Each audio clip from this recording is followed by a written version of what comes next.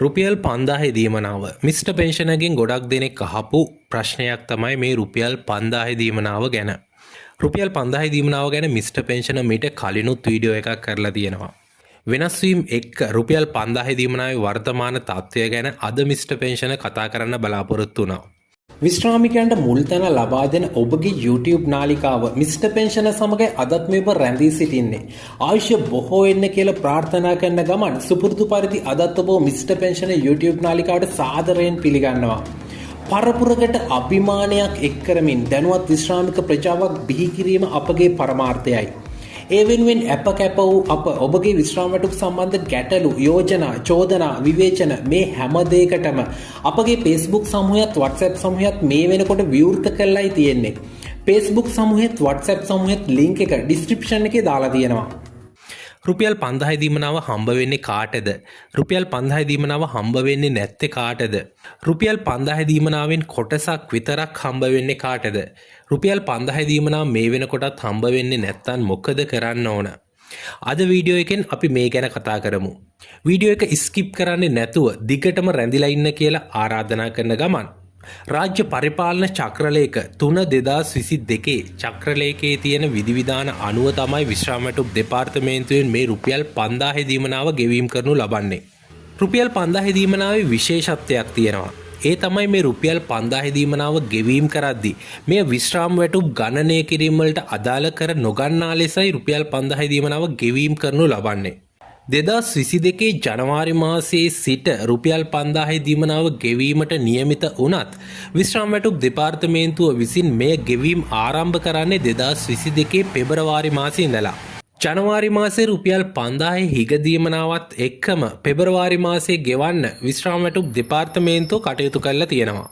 රුපියල් 5000 දීමනාව ගෙවද්දී විශ්‍රාම වැටුප් කිහිපයක් හම්බ වෙන පුද්ගලයෙකුට එක් විශ්‍රාම වැටුපකට පමණයි රුපියල් 5000 දීමනාව ගෙවීම කරනු ලබන්නේ. උදාහරණයක් විදියට එක පුද්ගලයෙක් විශ්‍රාම වැටුප් දෙකක් හෝ දෙකකට වැඩි සංඛ්‍යාවක් ලබා ගන්න අවස්ථාවකදී රුපියල් 5000 දීමනාව ගෙවන්නේ ඔහුගේ එක විශ්‍රාම වැටුපකට පමණයි. මීට අමතරව රජයේ රැකියාවක් කරන ගමන් විශ්‍රාම වැටුපක් ලබා ගන්න කෙනෙක් නම් අන්න ඒ වගේ කෙනෙකුට රුපියල් 5000 දීමනාව ගෙවීම කරනු ලබන්නේ නැහැ. මේ කියන්නේ කොන්ත්‍රාත් පදනම මත රජයේ සේවයේ කටයුතු කරන ගමන් ඔහුට හිමි විශ්‍රාම වැටුප ගන්න අවස්ථාවකදී ඔහුට රුපියල් 5000 දීමනාව ගෙවන්නේ නැහැ කියන එක. මීට අමතරව රජයේ සේවයේ නියුතුව සිටියදී වැන්දඹු විශ්‍රාම වැටුපක් ගන්න කෙනෙකුටත් රුපියල් 5000 දීමනාව ගෙවීම කරනු ලබන්නේ නැහැ. මේ කියපු කාණ්ඩ දෙකටම රුපියල් 5000 දීමනාව ඔහුගේ වැටුපත් සමග ගෙවන නිසා තමයි විශ්‍රාම වැටුපත් එක්ක රුපියල් 5000 දීමනාව ගෙවනු නොලබන්නේ. ආබාධිත වයස අවුරුදු 55 වන තෙක් හමුදාව හෝ පොලිසිය මගින් වැටුප් ලබන රණවිරුවන්ටත් යුදමය වාතාවරණයක් පැවති සමයේ මියගිය රණවිරුවන්ගේ යැපෙන්නන් හට අවුරුදු 55 වෙනකන් වැටුප් ලැබෙනව නම් අන්න ඒ කියන අයටත් රුපියල් 5000 දීමනාව ගෙවීම කරනු ලබන්නේ නැහැ. මෙම රුපියල් 5000 දීමනාව මොවුන්ට අදාළව මෑතක් වෙනකන් විශ්‍රාම වැටුප් දෙපාර්තමේන්තුව හරහා ගෙවීම කටයුතු කරත් වර්තමානය වන විට ඔවුන්ගේ වැටුපත් සමග ත්‍රිවිධ හමුදාව සහ පොලිසිය මගින් මේ රුපියල් 5000 දීමනාව ගෙවීම කරනු ලබනවා. විශ්‍රාමිකයෙක් විදේශගත වුණොත් හරි නාවික කටයුතු සඳහා දිවයිනෙන් බැහැරව කටයුතු කරනව නම් හරි අන්න ඒ කියන විශ්‍රාමිකයන්ටත් මේ රුපියල් 5000 දීමනාව ගෙවීම කරන්නේ නැහැ. ඔවුන් විදේශගත වූ පළමු දිනයේදී හරි නාවික කටයුතු සඳහා දිවයිනෙන් බැහැර වූ පළමු දිනයේ සිට ඔවුන්ට මෙම රුපියල් 5000 හිමිකාරීත්වය අහිමි වෙනවා. මේ වගේ විශ්‍රාමිකයෙක් දිවයිනෙන් බැහැරව විදේශගත වෙලා හරි නාවික කටයුත්තක් සඳහා හරි සම්බන්ධ වෙලා ඉන්නව නම් අන්න ඒ කියන විශ්‍රාමිකයන් මෙම රුපියල් 5000 දීමනාව නැවත ලංකාවට පැමිණි වහාම ප්‍රාදේශීය ලේකම් කාර්යාලයේ විශ්‍රාම වැටුප් නිලධාරීන් හා සම්බන්ධ වෙලා ඔවුන් දැනුවත් කළා හිග දීමනාද සමගින් රුපියල් 5000 දීමනාව සක්‍රිය කර ගැනීමට කටයුතු කරන්න ඕන. සියලුම ප්‍රාදේශීය ලේකම් කාර්යාලවලට මේ සඳහා වූ පහසුකම් විශ්‍රාම වැටුප් දෙපාර්තමේන්තුව විසින් සපයලා තියෙනවා. නැවත විවාහයකට පත්වුණු වැන්දබුවක් හරි වැන්දබු පුරුෂයෙකුට හරි විශ්‍රාම වැටුපෙන් 50% ගෙවන අවස්ථාවකදී මෙම රුපියල් 5000 දීමනාවෙන් අඩක් ඒ කියන්නේ 50%ක් තමයි ගෙවීම් කටයුතු කරනු ලබන්නේ. අනත්දරුවන් කිහිප දෙනෙකු අතර විශ්‍රාම වැටුප බෙදලා වෙන් කරලා ගෙවන අවස්ථාවකදීත් ඒ බෙදලා වෙන් කරන ප්‍රතිශතය අනුව රුපියල් 5000 දීමනාවත් බෙදා ගෙවීමට කටයුතු කරනවා. උදාහරණයක් විදියට අනත්දරුවන් 4ක් ඉන්න පවුලක විශ්‍රාම වැටුප 4ට බෙදලා ගෙවන අවස්ථාවකදී ඔවුන්ට රුපියල් 5000 දීමනාවත් හිමිගන්වනු ලබන්නේ 4ට බෙදලා 1250ක් විදියට. මෙන්න මේ කියපු කාරණා හැර අනිත් සාමාන්‍ය විශ්‍රාමිකයන් සියලුම දෙනාට රුපියල් 5000 දීමනාව ගෙවීම් කරන්න කටයුතු කරනවා.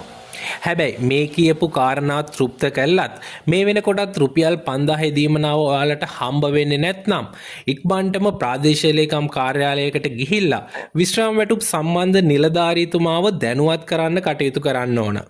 විශ්‍රාම වැටුප් නිලධාරීතුමා ඒ වෙනකොට ඔහුට රුපියල් 5000 දීමනාවේ හිමිකාරීත්වය සලකා බලලා ඔහුට අදාළව හිගදීමනාද සමගින් රුපියල් 5000 දීමනාව සක්‍රිය කිරීම සඳහා මාර්ගගත ක්‍රමවේදයට ඉල්ලීමක් ඉදිරිපත් කරනු ලබනවා. මේ ඉල්ලීම විශ්‍රාම වැටුප් දෙපාර්තමේන්තුව විසින් පරීක්ෂා කරලා බලලා ඔහුට රුපියල් 5000 දීමනාවේ හිමිකාරීත්වය තිබෙනව නම් හිගදීමනාද සමගින් රුපියල් 5000 දීමනාව සක්‍රිය කරනු ලබනවා. මේක අහන ඔයා 2025න් පස්සේ විශ්‍රාම ගිය විශ්‍රාමිකයෙක් නම් ඔවුන්ට රුපියල් 5000 දීමනාවේ විශේෂත්වයක් තියෙනවා. ඒ තමයි ඔවුන්ගේ වැටුප් සංශෝධනය සිදු කිරීමේදී. ඒ කියන්නේ 2027 වැටුප මත පිහිටවල විශ්‍රාම වැටුප් ගෙවීමේදී මෙම රුපියල් 5000 දීමනාව ගැලපුම් දීමනාවක් ලෙස ඔහුගේ වැටුප් වැඩිවීමේදී අදාළ කරගනු ලබනවා. ඒ කියන්නේ ඔහුගේ වැටුප් වැඩිවීම රුපියල් 10000ක් නම් එයින් රුපියල් 5000ක් මෙම ගැලපුම් දීමනාවෙන් අඩු කරලා ඉතුරු රුපියල් 5000 තමයි මූලික වැටුපට එකතු කරනු ලබන්නේ. අපි වීඩියෝ එක මුලදී කිව්වනේ මේ රුපියල් 5000 දීමනාව විශේෂ දීමනාවක් කියලා. ඒ කියන්නේ විශ්‍රාම වැටුප් ගණනය කිරීමේදී මේක අදාළ කරගන්නේ නැහැ කියලා. විශ්‍රාම වැටුප් ගණනය කිරීමේදී අදාළ කරගන්නේ නැහැ කියලා කියන්නේ මොකද්ද? උදාහරණයක් විදිහට ඔයා බැංකු ණයක් ගන්න යන අවස්ථාවකදී බැංකු ණයේ වාරිකයේ කොච්චරක්ද ඔයාට කොච්චරක බැංකු ණයක් දෙනවද කියන එක තීරණය කරද්දී විශ්‍රාම වැටුප් ගණනය කිරීමක් කරනු ලබනවා. අන්න ඒ ගණනය කිරීමට මෙම රුපියල් 5000 දීමනාව අදාළ කරගන්නේ නැහැ කියන එක තමයි ඒකෙන් කියන්නේ.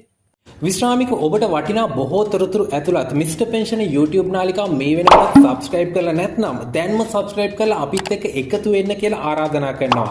channel එක subscribe කරන ගමන් මේ වගේ තවත් වීඩියෝ එකක් දැම්මම ඒක ඔයාලා ළඟටම ගෙන්න ගන්න පහලින් තියෙන bell icon එකත් click කරගෙනම යන්න. මේ වීඩියෝ එක හොඳයි කියලා හිතෙනවා නම් වීඩියෝ එකට like එකක් දාන ගමන් අනිත් අයටත් බලන්න share කරන්න අමතක කරන්න එපා.